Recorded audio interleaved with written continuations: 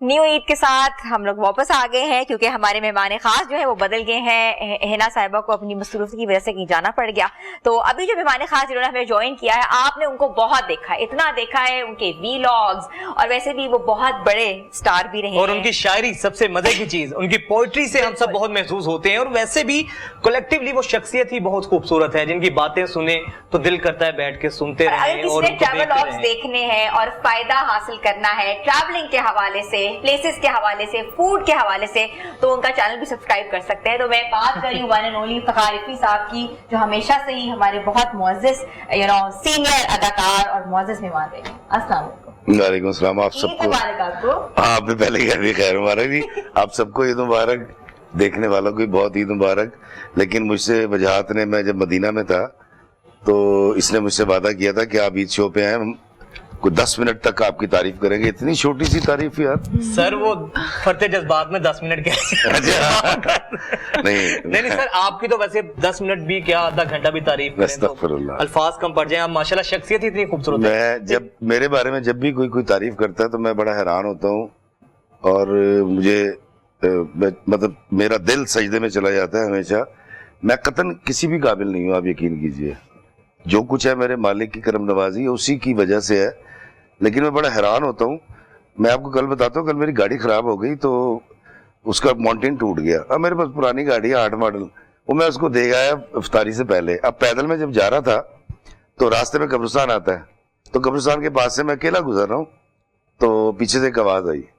एक साहब, मैं कहा जी वालेकुम सलाम। रफी साहब, मैं कहा कुछ 72 साल के थे।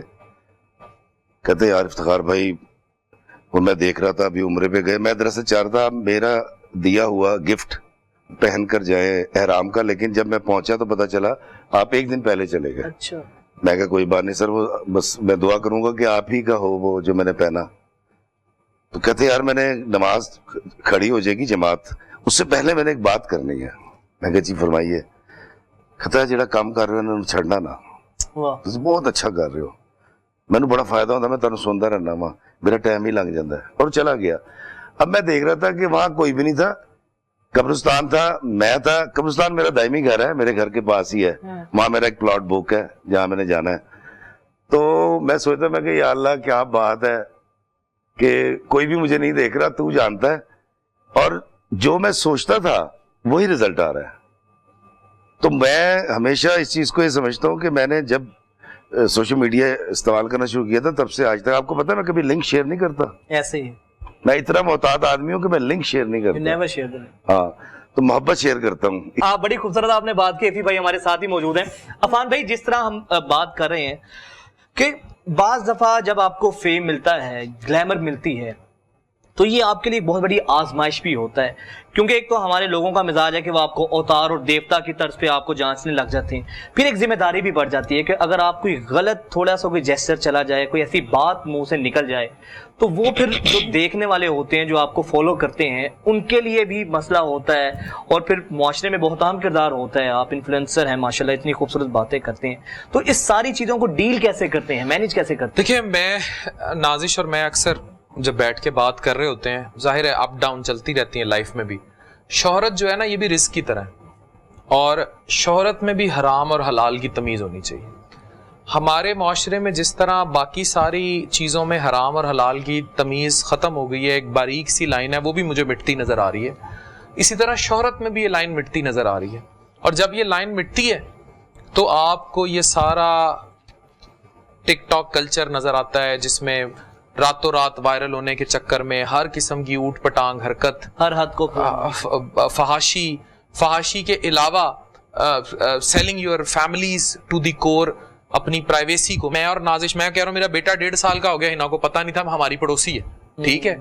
फैमिली व्लॉगिंग मीन्स कि आप अपनी प्राइवेसी को किस हद तक बेच रहे हैं, और मैं इस चीज को हलाल नहीं कह सकता। मतलब अभी आपने बात की ना कि इस चीज को पचाना कैसे। देखें, शोहरत कमाना, पैसा कमाना is not so tough, the way you adopt, ठीक है। आप पड़े हराम काम में, आप अगर किसी आपके घर में रात को रोटी नहीं है तो अगले दिन आपके पास इतनी रोटी होगी कि आप तसव्वुर नहीं कर सकते। शोहरत का भी यही हाल है। अगर आपने मनफियत से कमानी है, डू एवरी नेगेटिव. और पाकिस्तानी माशरे में क्योंकि शऊर तलीम का फुकदान है, इसलिए हमारे यहाँ ये रहा ही नहीं कि लोग दूसरों के चेहरों पर चढ़कर मनफी बातें कर कर, पर्सनल प्राइवेसीज डिस्कस करके, दूसरों पर वो तोहमत लगाकर जिसके जो टोटल बेमायनी होती है, they try to come up.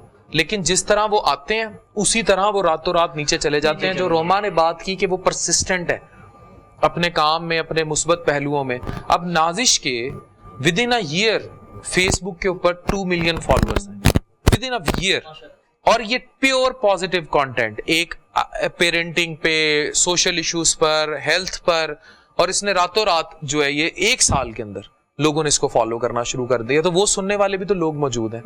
हमारे यहाँ लोगों को जो शॉर्टकट की पड़ गई है, मतलब मुझे नहीं समझ आती ये क्या हो गया जेनजी को.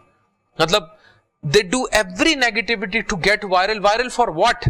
मतलब तो शोहरत में हराम हलाल की तमीज ही भूल गए हो. अच्छा यहाँ पे ऐड करेंगे इंटरप्ट, इसमें जेनजी नहीं है, इसमें बहुत से मिलेनियल्स भी हैं. मैं ये कह रहा हूँ ये जो हकीम साहब जिन्होंने ये तो अक्सरियत क्या वो जेनजी या उस दूसरी कैटेगरी? अब आप दूसरी तरफ आए ना, अब दूसरी तरफ आए, इनसे शादियां कौन कर रहा है? मैं सिर्फ जेनजी नहीं, मैं कह रहा हूँ मिलेनियल्स भी हरकतें कर रहे हैं, लेकिन जेनजी को जो सबक मिला है ना, वो समझते हैं यही सब कुछ है.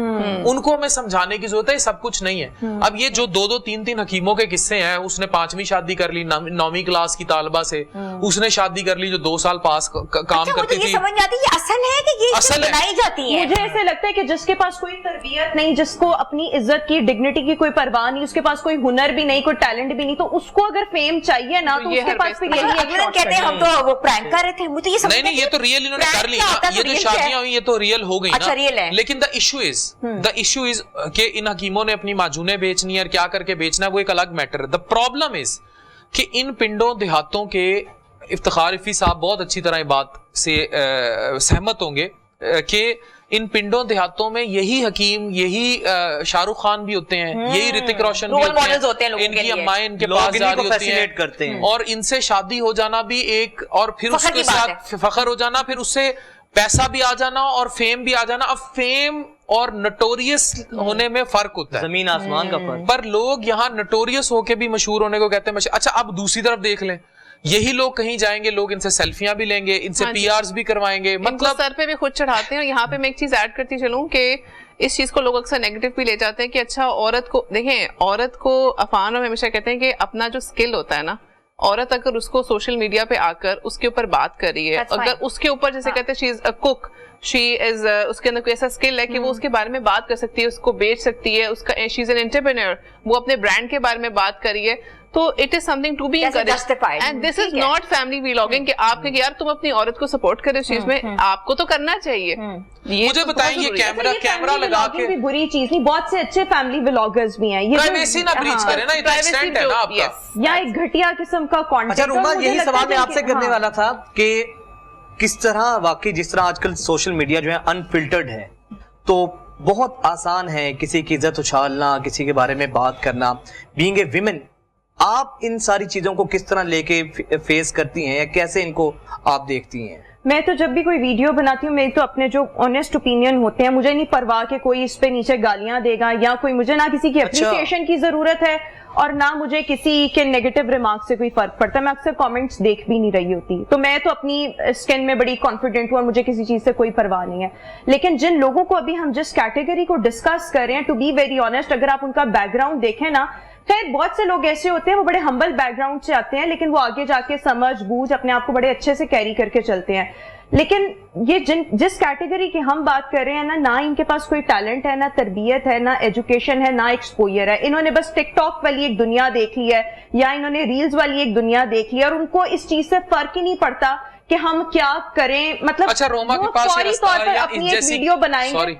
कितनी लड़कियों के पास ये रास्ता नहीं था कि वो टिकटॉक पे बैठे. कभी आप देखें कि जो लाइव पे बैठ के किस कदर फाहिश गुफ्तगू और पनिशमेंट्स दी जा रही होती हैं. में वो ज्यादा आसान है पैसे कमाना. वही है ना, वही तो आसान है, वही तो आसान है, वही तो आसान है कि और चंद उसमें तो आपके आप सामने रातों बैठना रात है. अपने घर भी बना लेंगे, सारा कुछ कर लेंगे. लेकिन फिर मैं एक चीज पर बिलीव करती हूँ कि जो पैसा जिस रास्ते से आता है ना, आज आप उससे बड़ा एंजॉय कर रहे हैं, आपको नहीं पता कल को इन फ्यूचर वो आपका पैसा कहाँ लगना है, आपकी किसी बीमारी पर लगना है, वो फिर जहां का पैसा होता है ना वो उसी तरफ जाता है। आप वक्ती तौर पर तो उसको एक साथ बहुत एंजॉय कर लेते हैं, और आपको अगर डिग्निटी की परवाह नहीं है तो फिर आप जो मर्जी करते हैं। डॉक्टर साहब आपका, नादिश आपका और उमा आपका बहुत बहुत शुक्रिया। तो व्यूअर्स छोटी सी ब्रेक लेते हैं, नए break के मेहमानों बाद के साथ हम अक्सर फिर। वापस आते हैं।